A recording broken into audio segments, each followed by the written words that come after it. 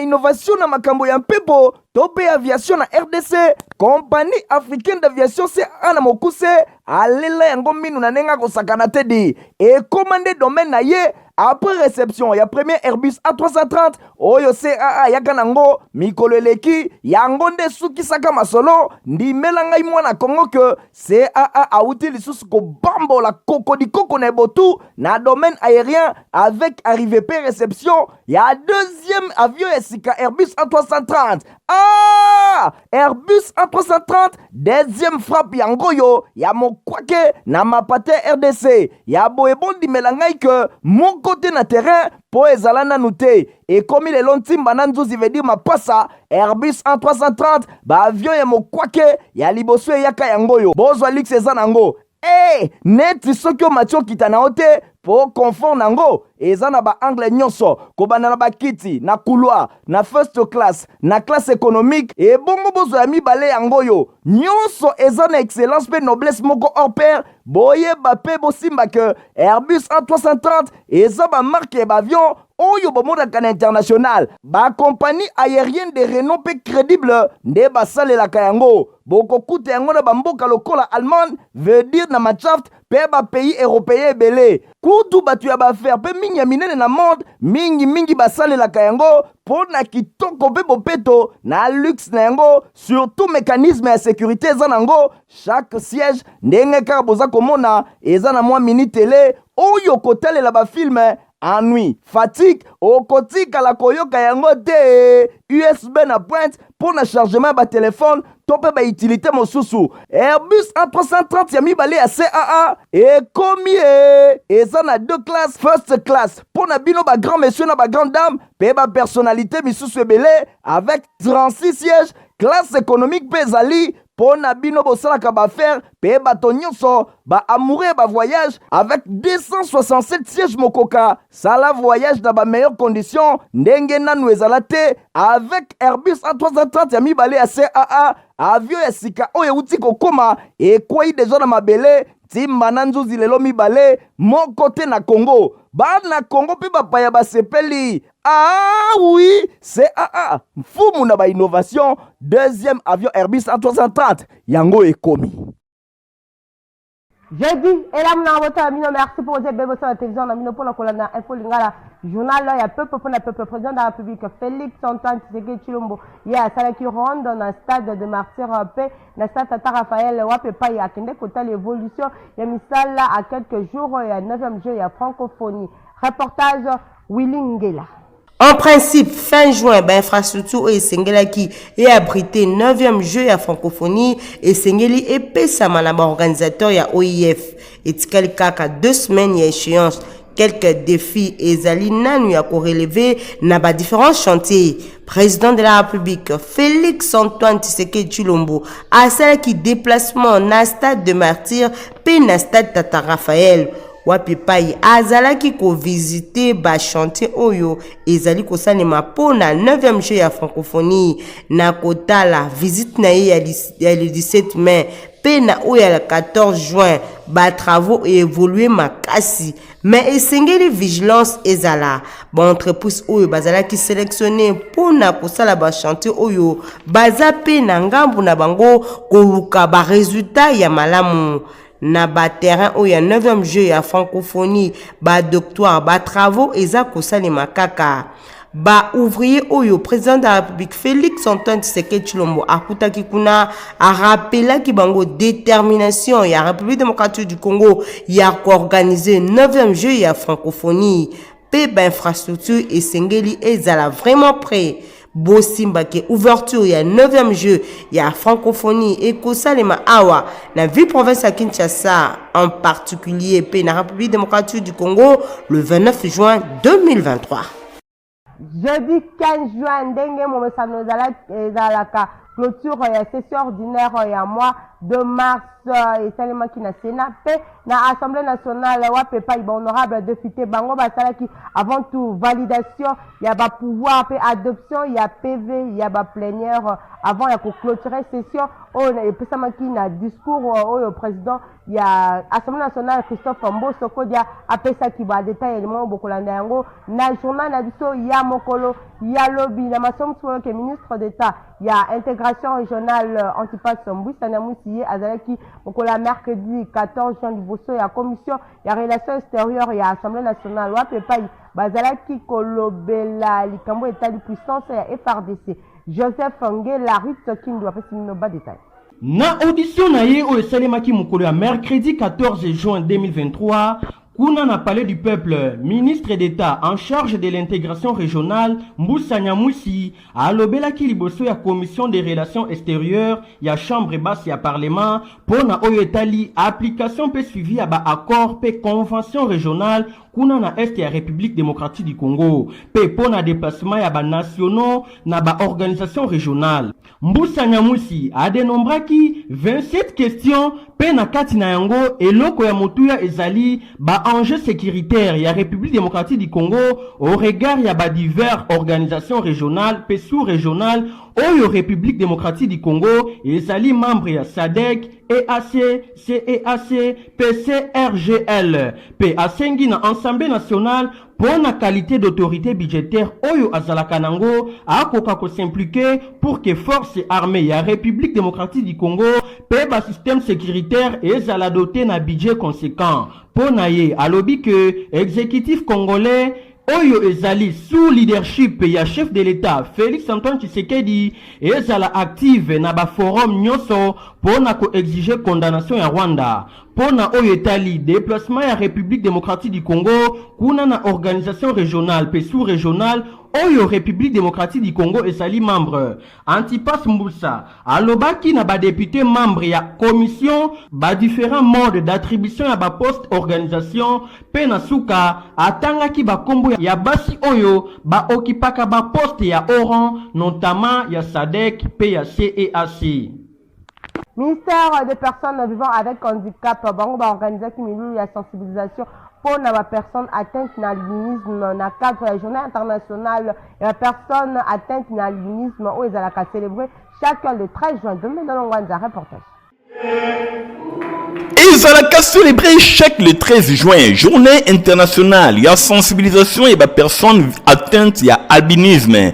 Ponambola oyo tem na yango ezalaki bongo inclusion fait la force en République démocratique du Congo toko sangisa bato yango nde ezali ko sala force boyebo simbake natina wana ba personne atteinte ya albinisme na République démocratique du Congo ba profitaki na occasion pona ko sensibiliser population na oyo etali journée oyo. Madame Marie-France Takapapati oyo azali ambassadrice ya ba personne atteinte ya albinisme pe conseillère ya ministre délégué il y a la personne vivant avec handicap a expliqué qui importance de la journée oyo pona ye alobi mokili mobimba ezali kolobela inclusion sociale ndenge moko chef de l'État Félix Antoine Tshisekedi Tshilombo azali kolobela pe yango nyonso na discours na ye tango nyonso asengaka inclusion pona koboya discrimination ya bato na ngambo mosusu Franck Kitenge oyo azali directeur ya cabinet ya ministre délégué ba personnes vivant avec handicap maître Irène Esambo boye pe atalisaki volonté ya chef de l'État na ndenge azali koloba tango nyonso likambo etali inclusion sociale alobi discrimination esengeli ezwa esika te pamba te inclusion sociale yango nde ezali kosala force akanisaki lisusu chef de l'État na likanisi na ye azwaki mpona kocréer ministère mobimba ya bapersone vivant avec handicap oyo pe lelo ezali kosala mosala na yango kitoko pe na ngambo na ye maître Irène Esambo oyo azali ministre ya personne vivant avec handicap auti ko créer administration mobimba pona ko permettre ba personne vivant avec handicap baye ba pe ko sala mosala pona ko lier utile à l'agréable bo simbake directeur ya cabinet ya ministre délégué à la personne vivant avec handicap Franck Kitenge yepe à titre symbolique akabolaki balai de beauté pe biloko misusu epai ya bana oyo bazali atteinte na albinisme. Ezalaki esengo moko ya makasi ndenge bozali komona bilili. Bosimbaki le 13 juin ya mbula nyonso mokili mobimba eselebraka journée internationale ya sensibilisation ya ba personnes atteintes ya albinisme. Po ete lelo ndundu bandimi koyamba yete epi bayebi ndenge ya kosunga yete nde wana biso tokobetaka sango tokobetaka lolaka na koyebisaka bato ete ndundu azali moto. Lancement officiel, il y a test national, il y a secondaire, il y a orientation pour les élèves oyo yaba 8e primaire, Salima Kibongo Mokola jeudi 15 juin et pas il y a ministre Tony Mwabawa Zabon ministre et enseignement primaire et secondaire et technique. Reportage Rito Kindu. 1 571 285 candidats à Wapepai, 889 037 garçons, P 682 248 filles. Bangonde, Basali examen à test national de sélection, P orientation scolaire, P professionnelle. Tenasop à la République démocratique du Congo, Mokolo à jeudi 15 juin 2023. Bosimba Kiba centre d'administration Ezala Kibongo 6276 centres Pemi Balé Ezali Bongo 2 hors frontières, c'est-à-dire na Luanda P na Kabinda na Angola. Tenasop Ezalaki institué na 2022. Wapepa Iba centre accroissement Ezalaki Bongo 5278. P na Mikolo Oyoba centre et Mati Bongo na 222 centres et Wuti Kobakisama. Bosimba Lisusuke ministre et enseignement primaire et secondaire et technique Tony Mwaba nde alansaki ba examen oyo ya test national ya sélection pe orientation scolaire pe professionnelle. Nambula oyo 2023 637 poules d'inspection secondaire et Zalaki Bongo contre 609 poules na 2022. Augmentation Ezali Bongo ya 28 poules. Ba effectif oyo ezali ko évoluer c'est qu'évoluer selon temps et circonstances ya vie sociale pe milieu éducatif. Ba examen oyo ya test national ya sélection pe orientation scolaire professionnelle et kozala bongo clôturé mokolo ya vendredi 16 juin 2023. Fondation Tarlan Mbele, Ekuma Makayepa, apôtre Tarlan Mbele, Baron Bazaki na point de presse jeudi 15 juin à Showbiz pour le sommet interculturel mondial pour la Kimia et solidarité dans la République démocratique du Congo, Oyo Bako organisé à la Kinshasa, Nadina son à précision. Sommet interculturel mondial pour la paix et solidarité dans la République démocratique du Congo et Kozala organisé du 26 au 28 juin à Wanaville, province à Kinshasa, Nyoso et Lobamaki, na Mobange, na point de presse Oyo et Zalaki organisé jeudi 15 juin na Showbiz et pas ya Fondation Turland Mbele Oyo Yemoko apporte Turland Mbele Yoshua Azali Kokamba Liboso Yaba Pandisango ba expliqua qui bien fondé ya sommet Oyo Ezali na maman na likambo tous unis pour la paix et le vivre ensemble en République démocratique du Congo. Ba explication pe batu ya ndenge na ndenge Oyo bakozala invité Totangi Basali na Nzambe pe ba chef coutumier Ndakisa Saint-Tété Abune Mathias patriarche ya église orthodoxe Tomoni Bongo roi Zulu ya Afrique du Sud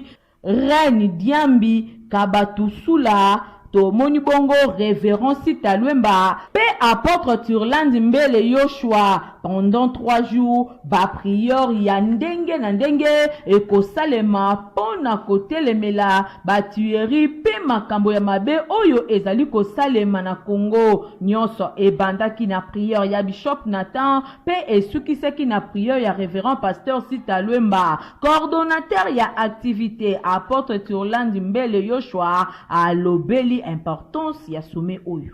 Nous sommes ici tout simplement pour voir comment est-ce qu'on peut faire chercher à tous égards là où il y a des discordes, là où il y a des difficultés, là où il y a des disputes. Honorable Neron Bungumbungu ya a pesa ki ba brevet na ba pratiquant et à self défense pe ya duty. Reportage héritier Mapindel.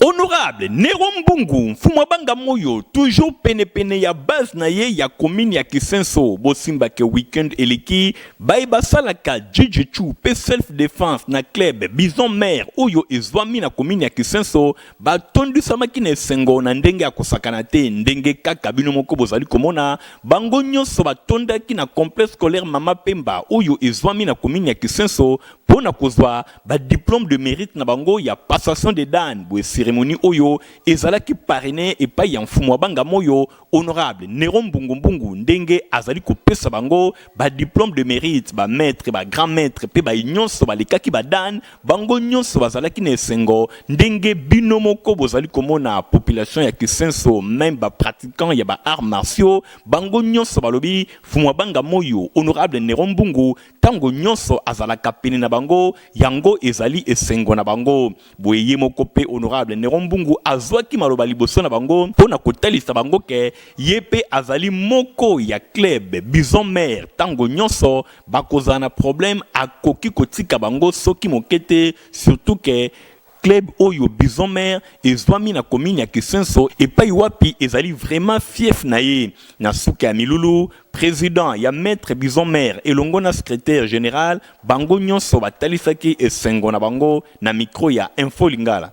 Nous remercier d'abord le bon Dieu, le Tout-Puissant, où il y a sali que circonstances et les Kaboye. Au nom il y a clan Bison Mobimba. En tout cas, nous allons remercier Excellence Nero Mbungu na acte oyo parce que chaque fois nous allons avoir un événement à Tika Abisote. À participer à Abiso, à soutenir Abiso physiquement, moralement, financièrement. Donc, nous allons vraiment là-bas acte oyo.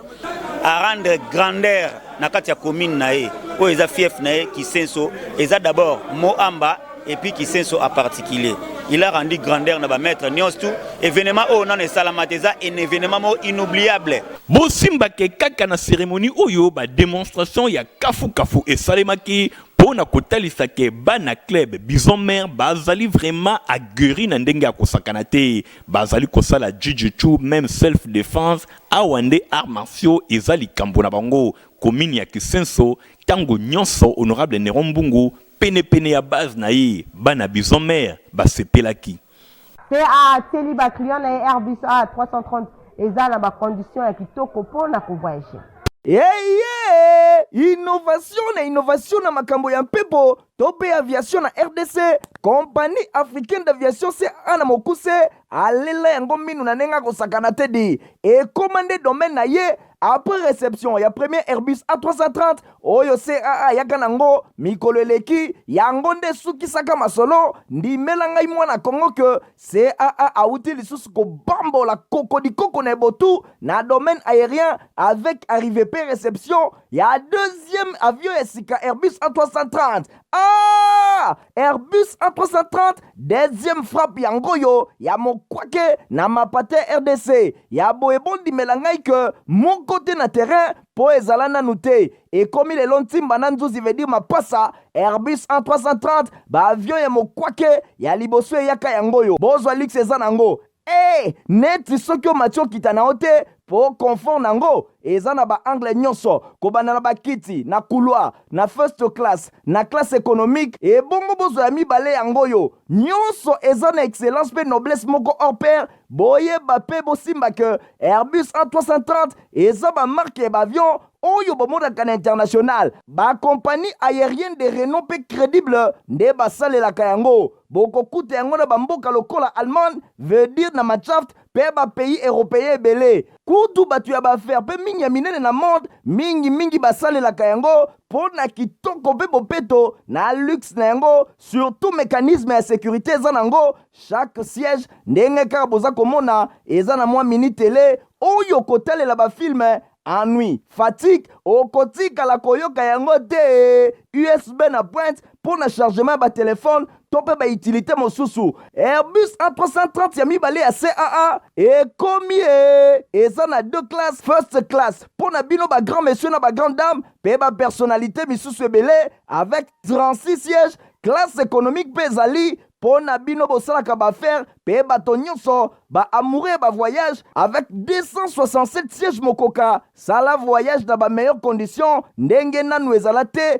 avec Airbus A330 ya mibale ya CAA, avion ya sika oyo euti kokoma ekwei deja na mabele timba na nzuzi lelo mibale moko te na Congo. Bana Congo pe bapaya basepeli. Ah oui, CAA mfumu na ba innovation, deuxième avion Airbus A330 yango ekomi. Itemat Ndolo isala mukuse bango bafongoli ba bureau na bango pona ba inscription ya année scolaire 2023-2024. Mo ba ke ba inscription eza ya ofele. Stéphane Skandi reportage. Pour assurer éducation ya mwana ne garantir malonga moboti nyonso alengelaka yokelenge lokoyo Institut technique de météorologie aviation et télécommunication Itemat Ndolo na mokuse afongoli porte na ba inscription oyo eza koselema ofele veut dire gratuite pour l'année scolaire 2023-2024 du 15 juin au 6 juillet 2023. Les cacao ont déjà formulaire na yo kitoko pe okomisa mwana na yo kobanda na classe ya 7e ti na 6e des humanités. Bana nyonso oyo basilisi primaire Itemat Ndolo eza kozela bino moboti kozela te kuna ba section eza ebele aviation civile, électricité générale, mécanique générale, pe électronique oyo bokozwa na kati 3 options mokoka lokola radio transmission, commutation pe électronique industrielle. Mwana ye moko kaka sala choix na ye formation de affaires ya Itemat oyo esalaka ke soki mwana asilisi awa akoki komonte misala na ye moko kitoko to akoki déjà kotravailler na ma entreprise en tant que vrai technicien. Ba professeur awa kale na ndenge ya nyama welisa inscription eza ofele du 15 juin au 6 juillet. Premier test d'admission et kozala bongo le 8 juillet 2023 na ba 7h. Okanisi esili tintin Itemat ekanisi bino bato bolingaka kokubisa formation pratique na technique. Osilisa na yo déjà classe kala kasi olingi o renforcer pratique na yo kitoko batieli bino centre de formation à courte durée na ba domaine oyo électricité automobile, installation des centres solaires oye kolandenge nini ba installaka ba panneau solaire ata ozana ba province mosika masolo aweza kofungama kitoko koyekola kitoko informatique théorie na pratique nyonso ezali avec balabo na bango moko ekuba na pointe esilité réseau et maintenance électronique awa bokoyekola rebobinage système embarqué vidéo surveillance bacours ya anglais pesa kopesama yoka ba formation eza kopesama du lundi au vendredi de 17h à 20h pe samedi de 10h à 20h. Tango ya koyekola pe okoma utile na société eleki nanu te bolekaka deja na babiro ya Itemat Ndolo oyo esomi na kati ya Istandolo avenue Aérodrome numéro 3930 quartier Ndolo na commune ya Barumbu. Ah, Itemat Ndolo mfumu ya formation technique.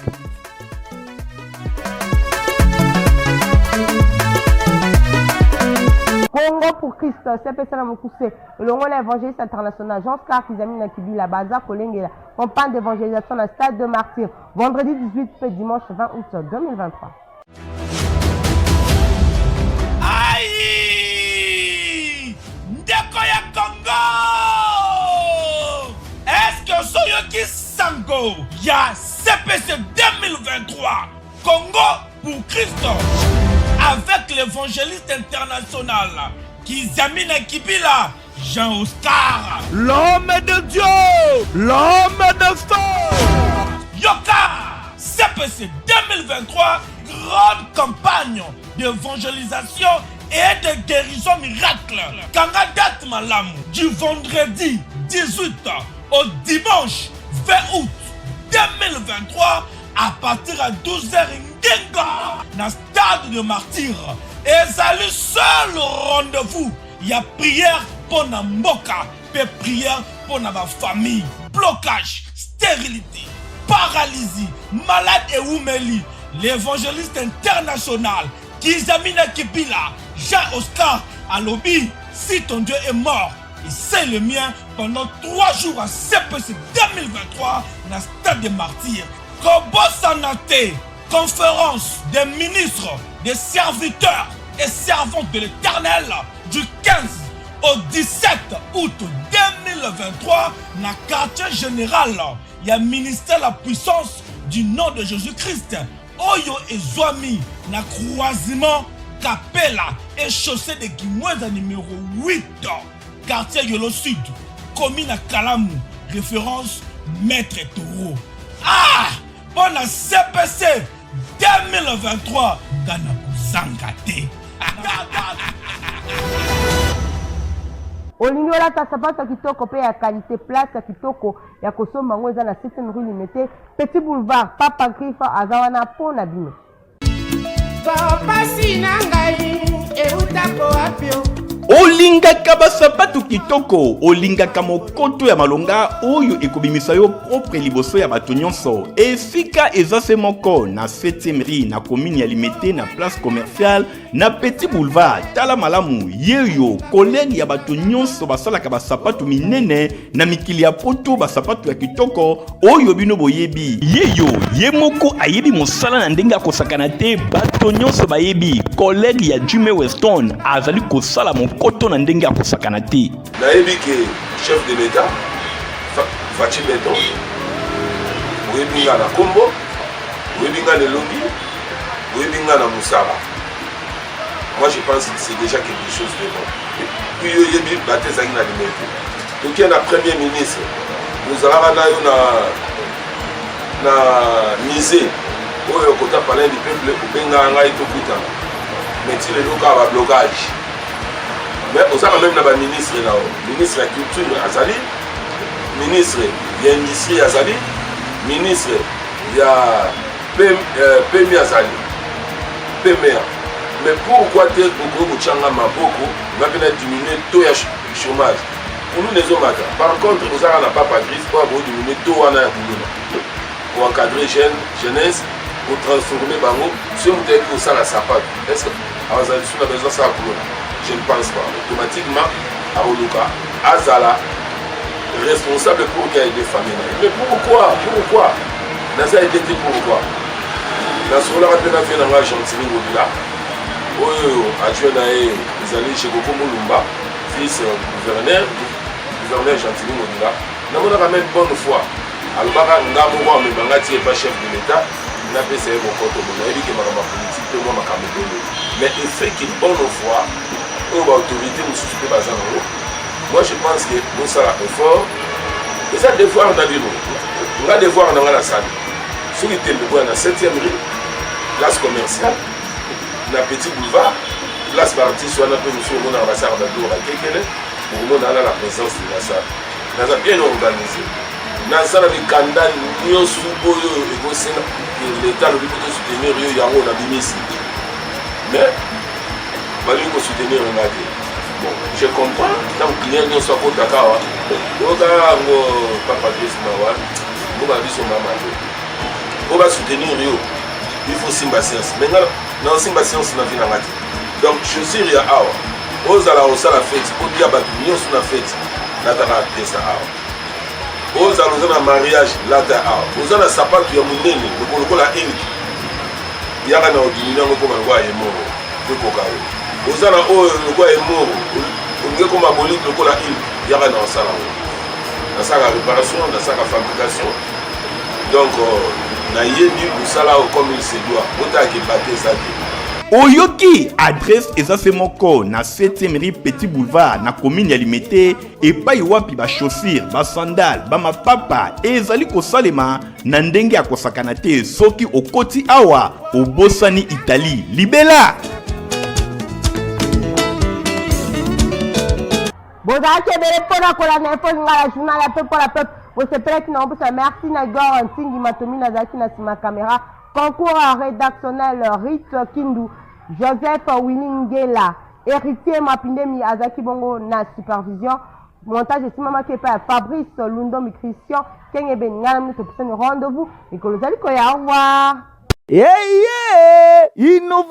Innovation na makambo ya mpepo tope aviation na RDC. Compagnie africaine d'aviation CAA na mokuse alela yango minu na nenga kosakana te di. Et commandé domaine na ye après réception ya premier Airbus A330 oyo CAA yaka nango mikolo eleki yango nde sukisaka masolo ndimela ngai mwana Kongo ke CAA auti lisusu kobambola kokodikoko na ebotu na domaine aérien avec arrivée pe réception ya deuxième avion esika Airbus A330. Airbus A330 deuxième frappe yango yo ya mokwake na mapate RDC ya boyebondi melangai ke mon côté na terrain po ezala nanu te et comme il est lontimba na nzuzi veut dire mapasa Airbus A330 ba avion ya mokwake ya liboso yaka yango yo bozwa lix eza nango neti soki o matio kita na ote po confort nango eza na ba angle nyonso kobanda na bakiti na couloir na first class na classe économique et bongo bozo ya mibale yango yo nyonso eza na excellence pe noblesse moko hors pair boyeba pe bosimba ke Airbus A330 eza ba marque ba avion oyo bomodaka na international ba compagnie aérienne de renom pe crédible nde basalelaka yango bokokuta yango na bamboka lokola Allemagne veut dire na Matshaft pe ba pays européen ebele kutu batu ya baaffaire pe mingi ya minene na monde mingi basalelaka yango po na kitoko pe bopeto na luxe na yango surtout mécanisme ya sécurité eza nango chaque siège ndenge kaka boza komona eza na mwa mini télé oyo kotalela bafilme ennui, fatigue, okotika la koyoka yango te USB na pointe pour na chargement ba téléphone tope ba utilité mosusu. Airbus A330 ya mibale ya CAA et combien eza na deux classes first class pour na bino ba grand monsieur na ba grande dame pe ba personnalité misusu ebele avec 36 sièges classe économique pe zali pour na bino bosalaka ba faire pe bato nyonso ba amoureux ba voyage avec 267 sièges mokoka sala voyage dans ba meilleures conditions ndenge nanu ezala te avec Airbus A330 ya mibale ya CAA avion ya sika oyo uti kokoma ekwei deja na mabele timba na nzuzi lelo mibale moko te na Congo bana Congo pe bapaya basepeli oui CAA mfumu na ba innovation deuxième avion Airbus A330 yango ekomi